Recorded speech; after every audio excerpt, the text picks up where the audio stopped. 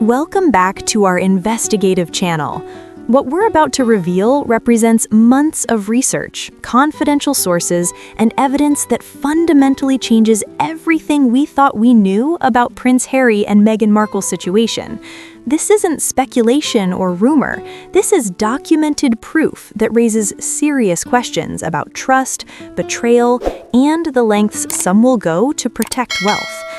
Over the past weeks, we've been following a developing story involving the Duke and Duchess of Sussex that seemed almost too extraordinary to believe. Reports of missing funds, Meghan's sudden international travel, and a royal marriage in crisis. But until now, we were working with fragments, pieces of a puzzle that didn't quite fit together. Today, that changes completely.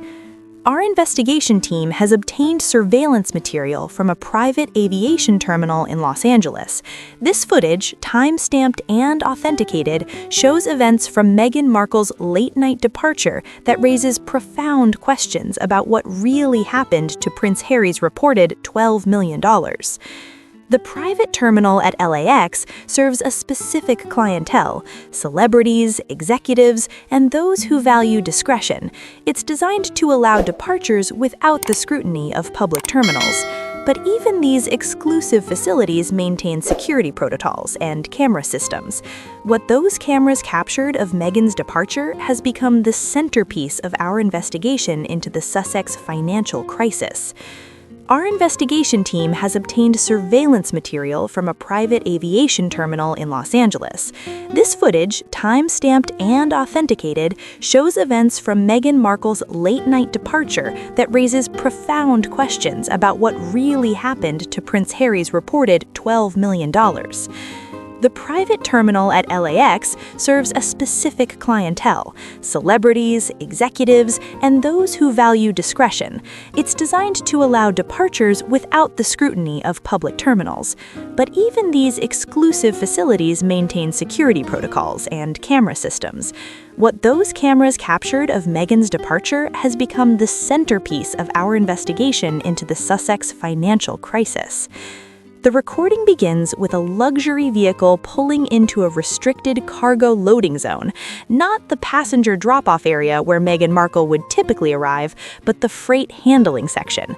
This immediately struck investigators as unusual. Why would the Duchess of Sussex use industrial loading docks instead of the VIP entrance? From the vehicle emerged security personnel who began unloading Meghan's luggage. But this wasn't ordinary travel baggage. 7 matching cases, industrial grade in appearance, each requiring visible physical effort to move. Personnel struggled with the weight, their body language revealing strain. When one case was set down, it made contact with pavement in a way that suggested extraordinary density. No bounce, just a heavy, solid impact. Experts in luggage and travel have analyzed this footage of Meghan's departure extensively. Standard suitcases filled with clothing, shoes, and personal items typically weigh between 40 and 60 pounds when packed to capacity. The cases in this footage of the Duchess appeared to weigh considerably more based on how handlers struggled and the visible effort required. We consulted with logistics professionals who work in cargo handling. They confirmed that the body mechanics shown in the video of Meghan Markle's luggage, the stance, the grip, the visible strain, are consistent with objects weighing well over 100 pounds each. 7 cases of that weight would total somewhere around 700 to 800 pounds of cargo. What travels in suitcases and weighs that much? Not clothing, not electronics, not typical travel essentials. Currency, however, has significant weight. Large denominations packed tightly create exactly the kind of dense, heavy load we're seeing in this footage of Meghan's escape. Financial analysts did calculations based on Prince Harry's reported missing amount of $12 million. That sum in $100 bills weighs approximately 260 pounds. If the bills were mixed denominations, 20s, 50s, hundreds, as would be typical for rapidly liquidated cash, the weight increases substantially. Distributed across Meghan's 7 cases, the mathematics align precisely with what the footage shows. Perhaps the most significant moment in the entire recording of Meghan Markle's departure occurs during a routine security sweep. Airport facilities regularly patrol cargo areas with detection canines, trained to identify various substances and materials. These animals undergo extensive training to recognize specific scent signatures. In the footage, a handler with a German Shepherd approaches the area where Meghan's 7 cases wait on a cargo trolley. The dog moves along the line of luggage, performing its standard inspection pattern. Then, at the 3rd case belonging to the Duchess of Sussex, the animal stops completely. In detection work, dogs are trained to give specific signals when they identify target materials. Some bark, some scratch, but many use what's called a passive alert. They simply sit. This is considered a highly reliable indication that the dog has identified what it's trained to find. The canine in this footage of Meghan's cargo executed a textbook passive alert. It sat, locked its attention on the Duchess's luggage cart, and refused to move despite the handler's attempts to continue the patrol. The dog had found something in Meghan Markle's suitcases. What happened next is where this incident becomes particularly troubling. A member of Meghan's private security detail approached the canine handler and presented documentation. There was a brief exchange, and then the handler physically moved the dog away from Meghan's luggage despite its clear alert. Security experts we consulted found this sequence involving Meghan's departure deeply concerning. When a detection canine gives an alert, protocol requires investigation. You don't simply override the dog's indication because someone presents a credential. These animals are trained assets with high accuracy rates. Their alerts demand follow-through. So what was on the document that Meghan Markle's security team presented to convince the handler to abandon the inspection? Diplomatic credentials? Special clearance paperwork based on her royal status? A legal exemption of some kind? The fact that the alert on the Duchess's luggage was overridden suggests that whoever presented those papers held sufficient authority to bypass normal security procedures. This raises legal questions that extend beyond airport security. If diplomatic status or governmental credentials connected to Meghan's position as Duchess were used to prevent inspection of cargo that later proved to contain undeclared items, that potentially constitutes misuse of official documents. It transforms what might have been a customs violation into something far more serious: fraud against federal authorities. Body language experts have studied the footage focusing on Meghan Markle throughout the loading process. Their analysis reveals patterns consistent with high stress and extreme vigilance from the Duchess.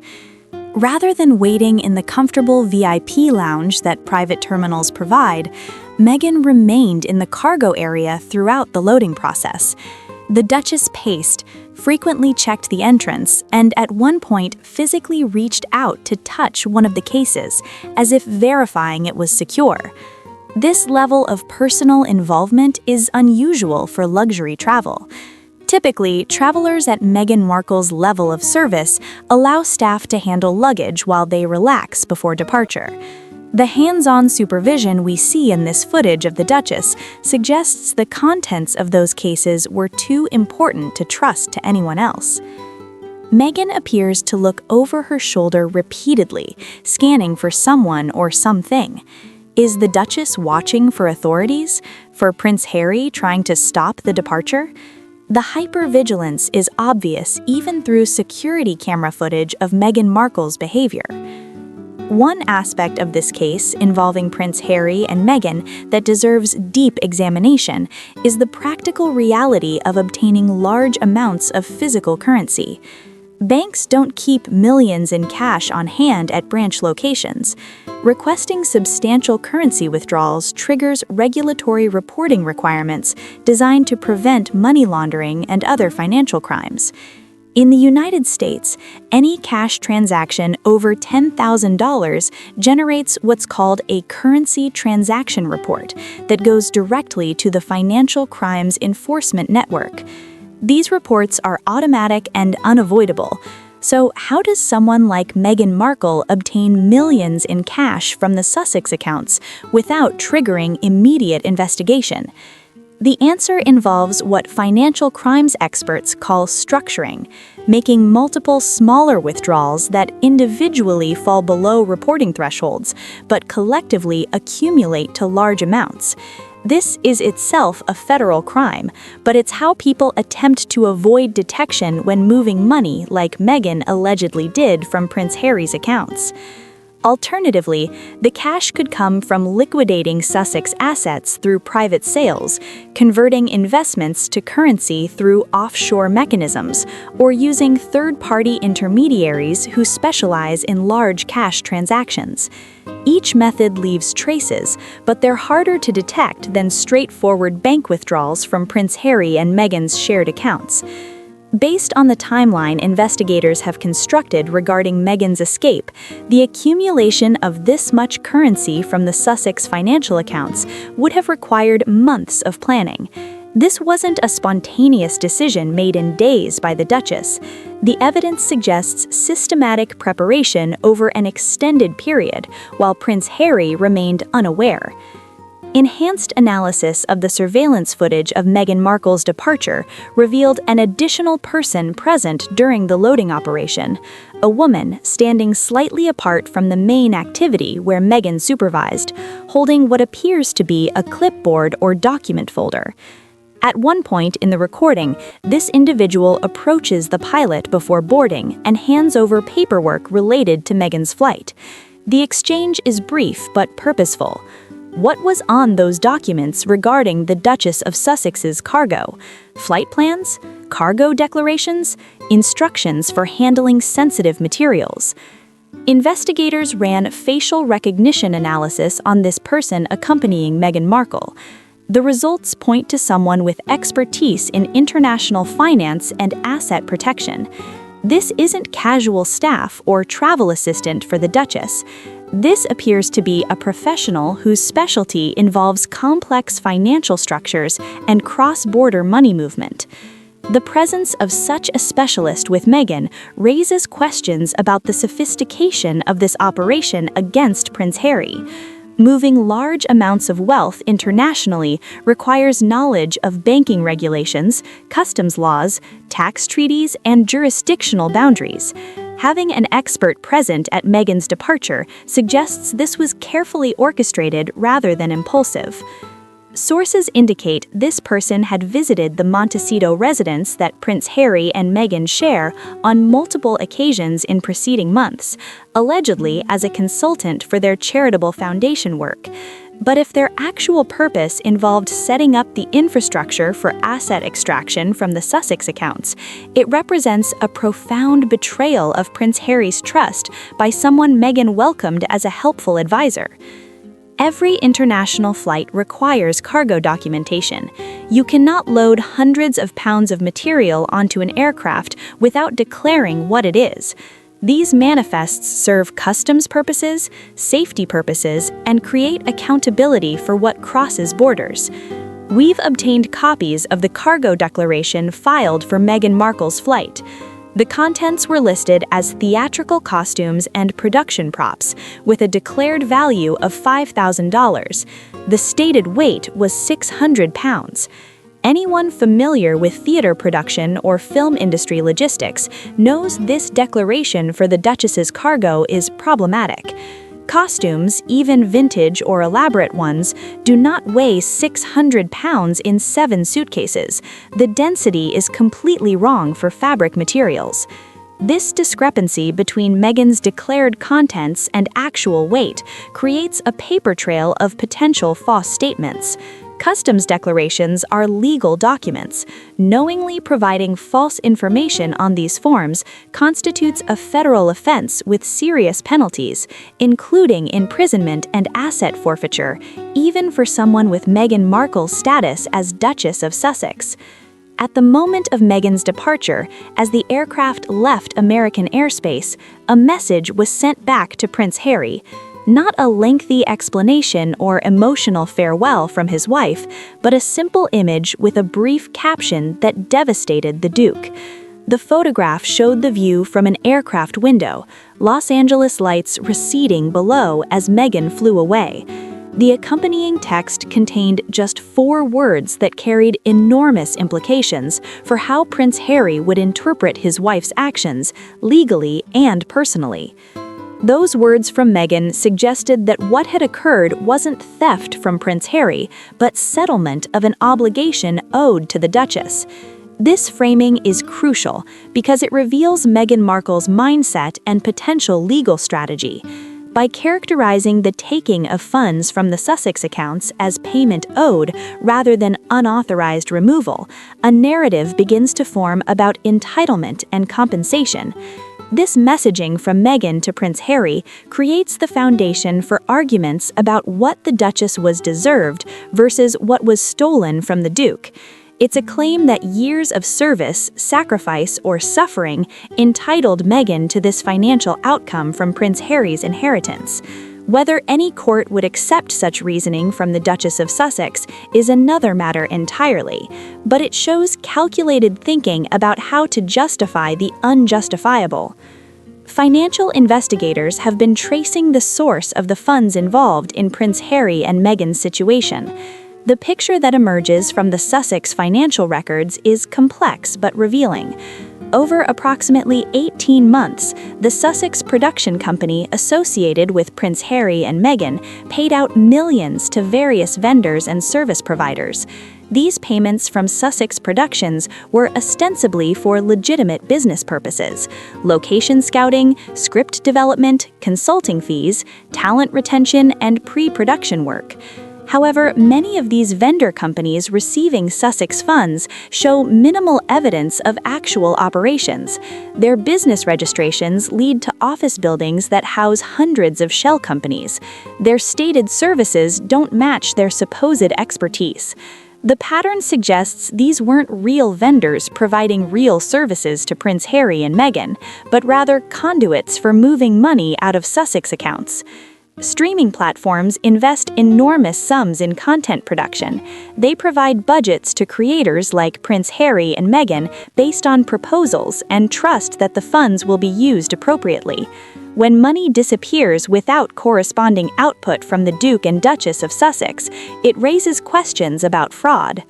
If production funds given to Prince Harry and Meghan were systematically diverted to shell companies and converted to cash rather than used for their stated purpose of creating Sussex content, the streaming service becomes a victim of embezzlement.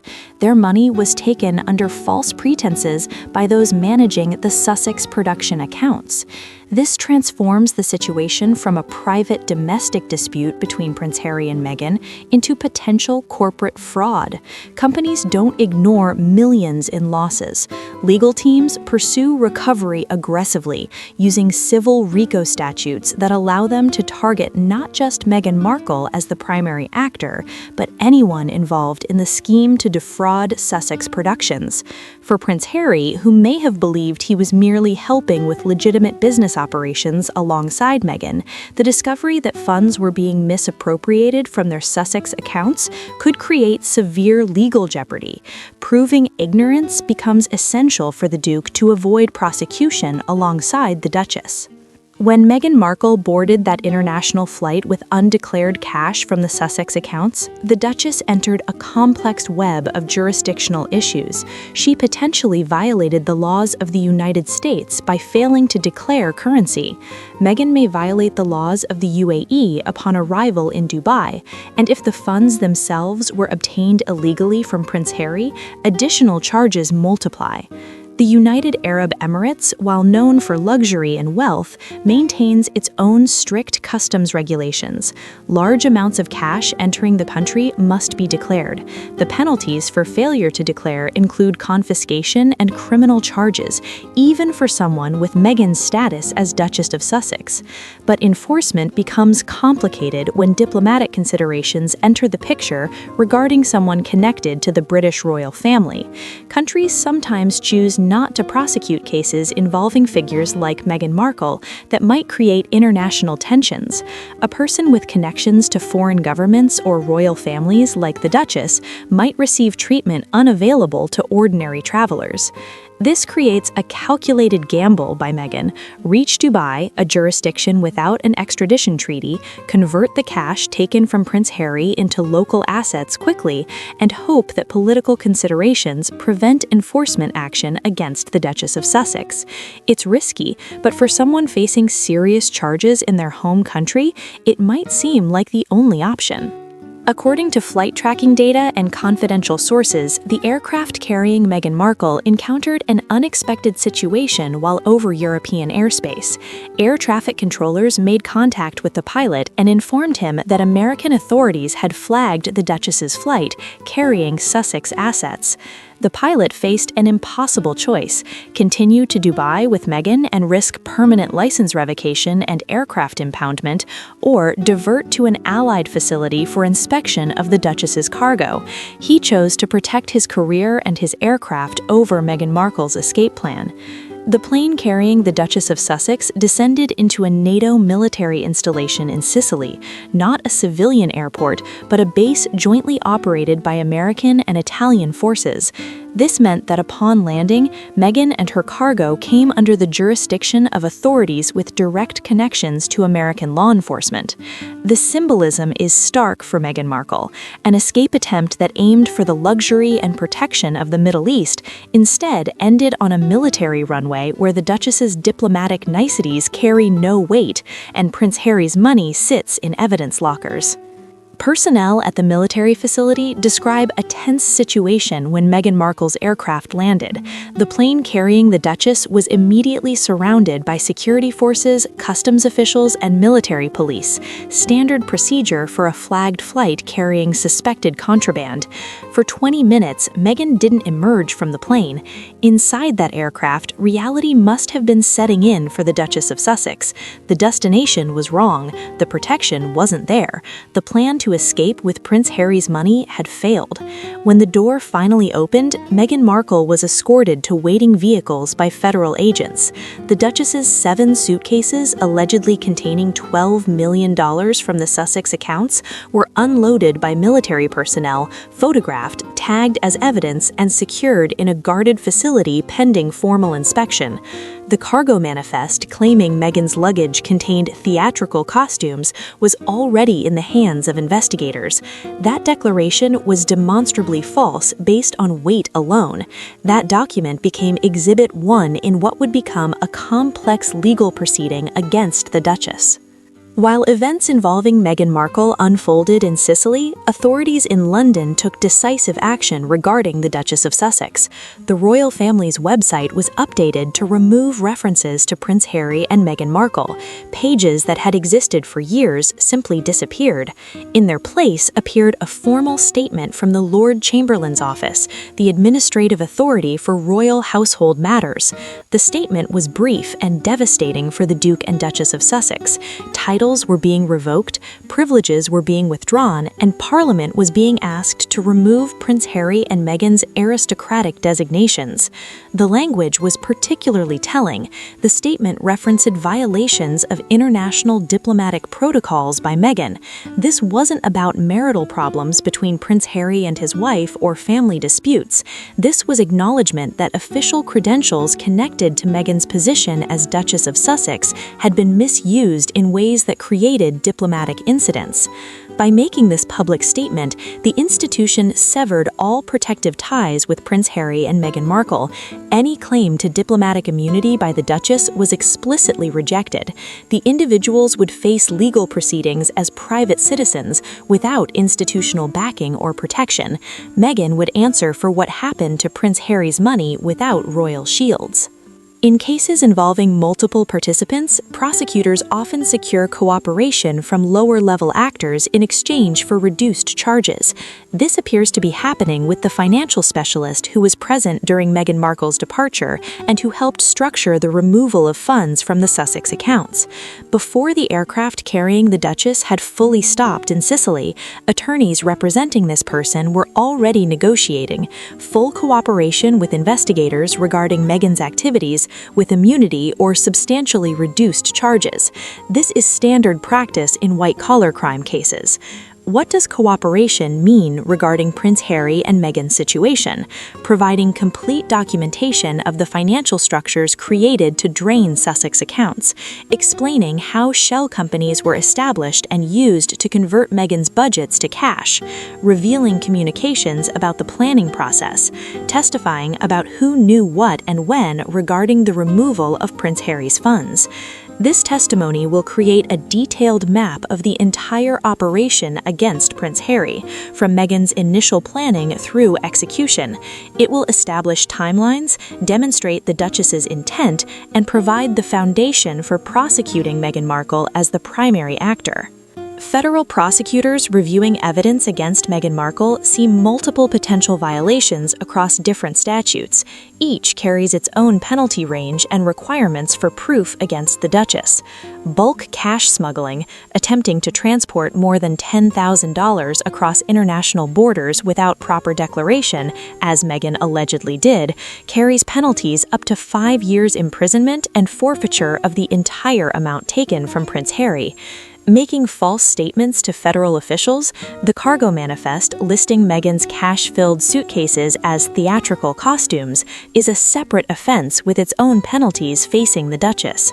Wire fraud, if production funds from Sussex accounts were obtained through false pretenses and moved electronically before Meghan converted them to cash, opens exposure to charges carrying up to 20 years imprisonment. Misuse of diplomatic credentials or official documents, if any such papers connected to Meghan's status as Duchess of Sussex were used to bypass security procedures, could constitute fraud against the government. If prosecutors can demonstrate that Meghan and multiple people worked together in a coordinated scheme to drain the Sussex accounts, RICO statutes might apply, allowing them to target the entire organization as a criminal enterprise. The cumulative exposure is extraordinary for the Duchess. Meghan Markle, facing this range of potential charges, is looking at decades in federal prison if convicted on all counts. In cases involving married couples like Prince Harry and Meghan, a crucial legal question often emerges. What did each person know about the other's activities with their shared Sussex finances? If Meghan planned and executed a financial crime against Prince Harry while the Duke remained genuinely ignorant about what the Duchess was doing with Sussex funds, the law treats them very differently. But proving ignorance is challenging for Prince Harry, especially when both had access to accounts, received financial statements, and participated in Sussex business decisions. The Duke claiming ignorance must demonstrate that he was actively deceived by Meghan, that he asked appropriate questions about Sussex finances, that he relied on false assurances from the Duchess. The Duke needs to show he was a victim of Meghan Markle, not a co-conspirator. In this case involving the Sussex production accounts, did both Prince Harry and Meghan sign the authorization documents? Did both receive the financial reports? Were both the Duke and Duchess involved in meetings with the specialist who structured the arrangements? The answers to these questions determine whether Prince Harry faces prosecution alongside Meghan or walks free as her victim. When federal authorities seized Meghan's 7 suitcases, suspected of containing $12 million, the 7 suitcases and their contents taken from the Sussex accounts are now evidence in a criminal investigation against Meghan. But they're also subject to civil asset forfeiture proceedings. The government will argue that this property represents proceeds of illegal activity by the Duchess, or instruments used to commit crimes, and therefore should be permanently confiscated rather than returned to Prince Harry. Meghan Markle, as property owner, can contest forfeiture, but the Duchess must prove the assets came from legitimate Sussex sources and weren't involved in criminal conduct. Given the circumstances of discovery and the false cargo declaration filed by Meghan, mounting such a defense becomes extremely difficult for the Duchess. If the forfeiture succeeds, the government keeps the seized funds taken from Prince Harry and Meghan. They don't return to the Duke who lost them, or to the company that may have been defrauded by the Duchess. They go into federal asset forfeiture accounts used for law enforcement purposes. Beyond the legal mechanics, this case involving Prince Harry and Meghan Markle raises questions about motivation and decision-making. How does someone like Meghan Markle, with wealth, fame, and opportunity, decide that crime against her husband, Prince Harry, is the answer to their problems? Psychologists who study financial fraud point to several common factors visible in the Duchess's alleged behavior: a sense of entitlement, belief that normal rules don't apply to someone of Meghan's status, resentment about perceived unfair treatment, and above all, greed that overrides ethical constraints even in marriage to Prince Harry.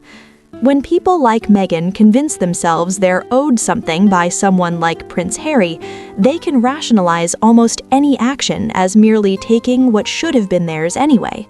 The theft from the Duke becomes, in Meghan's mind, a justified correction of an injustice rather than a crime against her husband. This rationalization allows Meghan Markle to maintain a self-image as the wronged party, even while committing serious offenses against Prince Harry. The Duchess isn't a criminal in her own narrative. She's a survivor, taking necessary action against those who wronged her, including her husband, the Duke. For Prince Harry, dealing with betrayal of this magnitude by Meghan requires enormous emotional and practical work. Trust has been shattered, financial security has been compromised by the Duchess, the public humiliation is severe for the Duke of Sussex.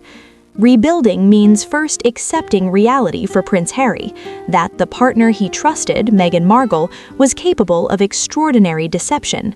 Then comes the practical work of securing remaining Sussex assets, cooperating with investigators about what Meghan did, and beginning the legal process of separating finances completely from the Duchess.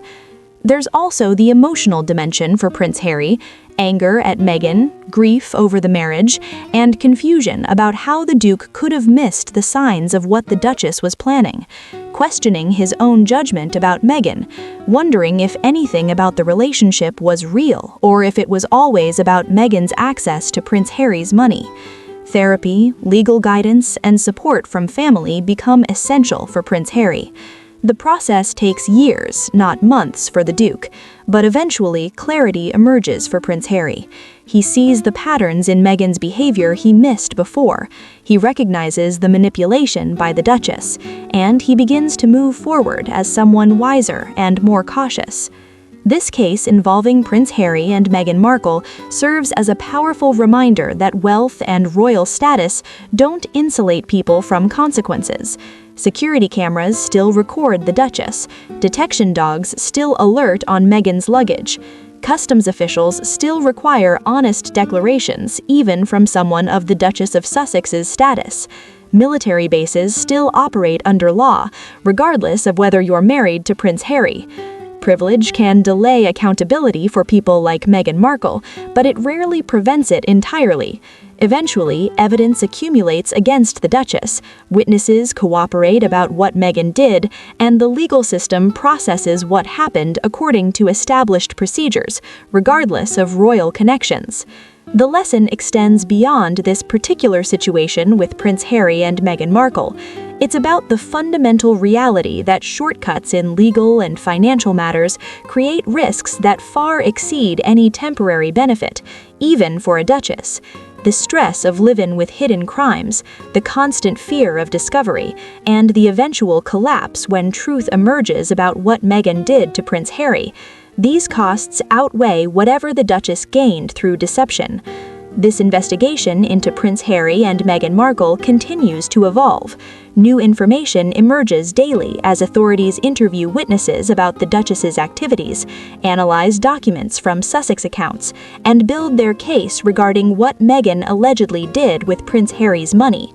Court proceedings involving the Duke and Duchess will likely extend for years, generating additional revelations about how Meghan's scheme operated and who else might have been involved in draining the Sussex finances.